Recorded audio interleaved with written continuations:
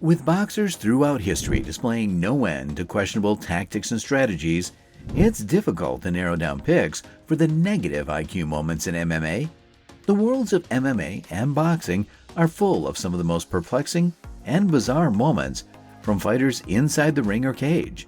From inexplicable strategy decisions to outright stupidity, these negative IQ moments left fans scratching their heads and wondering, what were they thinking? Welcome back, guys. Hope you're doing well. Today, we will discuss negative IQ moments in MMA. Before we start, make sure you hit that subscribe button with notifications turned on to get notified when we update videos like this one. Let's get into it. The absence of fight IQ. Never before has someone blown a finish and a win as badly as Luis Saldana did at UFC 278. The 31-year-old had the fight won twice, halfway through the first round. The first blow was a check left hook, which sent Sean Woodson back to Missouri. However, while the dazed and rocked Woodson fell to the ground and gradually regained his bearings, Saldana was meters away, inviting more exchanges. That is the most likely one of the 31-year-old's regrets. The second followed shortly after. Soon after the first knockdown, it appeared that Saldana would not be punished for allowing his opponent to get back up after he was knocked down again.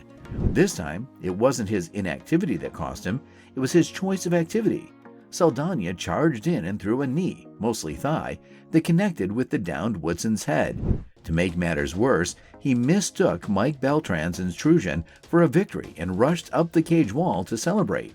Fighting 2 more rounds for a split draw would have been unthinkable for him at the time. Hopefully, the outcome will serve as a lesson in fight IQ for Saldana, who lost what appeared to be a certain victory, as well as his prize money and a possible bonus. 1 free fight altering fence grab per fighter? We don't tend to agree with Daniel Cormier all too often, but he's spot on when it comes to the utterly pointless warnings given after fence grabs.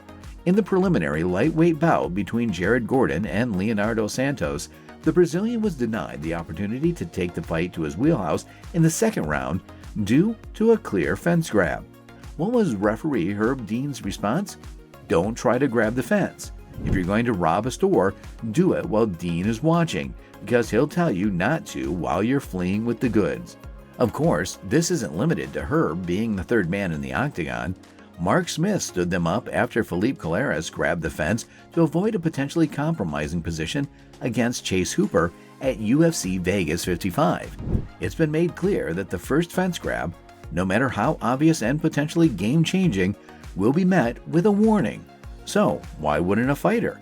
On Who Wants to Be a Millionaire, it's like a lifeline. We need more than warnings when a former jiu-jitsu world champion has his opportunity to use his area of expertise taken away by a foul. POTN goes to altitude. We hadn't paid much attention to the talk of the fighters competing at altitude, but boy did it make a difference. Things quickly became fatigue-invested after a fast and furious start on the early prelims. AJ Fletcher and Ange Luz were the first to arrive. While the first 2 rounds were fought at a good pace, with the second being particularly memorable due to Luz's ability to survive an onslaught, the third was essentially a 4-minute hug on the ground, with both men too exhausted to mount any offense. The trend continued on the preliminary card, with Saldana and Woodson's fast start quickly devolving into a sloppy and slow contest, and Gordon and Santos' lightweight bout seeing both men fade. Alexander Romanov, who was a mauling and dominant force in round 1, quickly transformed into a truck running on fumes 20 kilometers from a gas station in rounds 2 and 3. While these types of fights occur at all events, they felt amplified at UFC 278, and it became clear that a force outside the octagon was playing a significant role. Perhaps this was why the promotion has taken so long to bring a PPV to Salt Lake City. Why even have 10-8s? While Romanov's final round performance, showboating rather than fighting, means he only has himself to blame for the defeat he suffered after practically giving up the third frame, he can consider himself extremely unlucky to be leaving Utah with a loss on his record. King Kong had an absolutely dominant stanza before his stamina fell off a cliff in round 2, bullying Tabura with imposing takedowns and ground and pound. To put that dominance into context, the Polish heavyweight failed to land a significant strike in the first 5 minutes of the fight. It's insane to pitch a complete shutout and not get a 10-8. I haven't felt as strongly as many others about the more 10-8s argument, but if the first round of the featured prelim isn't considered so by 2 judges, something needs to be changed. To put things into perspective, if Romanov had done that every round, limiting his opponent to 0 significant strikes in 15 minutes, judges Sal D'Amato and Mike Bell would have scored it 30-27. That is not correct. Aldo's late surge ends. To begin, Merab Dvalishvili deserves credit for continuing his winning streak and adding the name of a legend to his resume. But it's difficult not to be disappointed that Jose Aldo's late career push for a second title appears to have come to an end, especially in the manner that it did. Given the Georgian's performance against Marlon Moraes at UFC 266 last September, most would have expected more from this fight. While the decision made after 15 minutes of lackluster action was correct, Aldo is likely to be extremely frustrated as he watches it back. On my card, Aldo won the first round while the Machine edged the final 2, edged being the key word. Dvalishvili's game plan consisted of suffocating the Brazilian against the cage and landing small shots to keep the clock ticking with some form of effective offense. While it was ultimately enough, rounds 2 and 3 were the type of frames where 1 or 2 big shots would have swung it Aldo's way. Given that he appeared to mostly take the third round off, giving very little output, it was a disappointing way for former featherweight king Aldo to be denied a title shot. The Brazilian camp appeared to dismiss the fact that defense does not score in what is an offensive sport.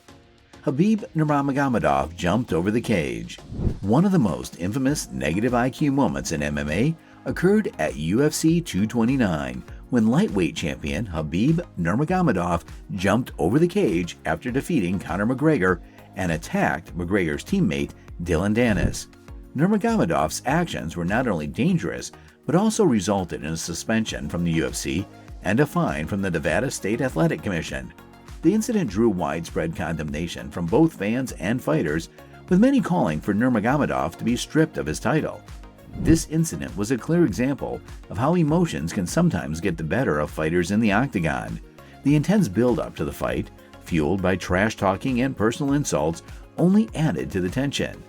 McGregor had been taunting Nurmagomedov and his family in the lead-up to the fight, and the Russian fighter had promised to teach him a lesson inside the cage.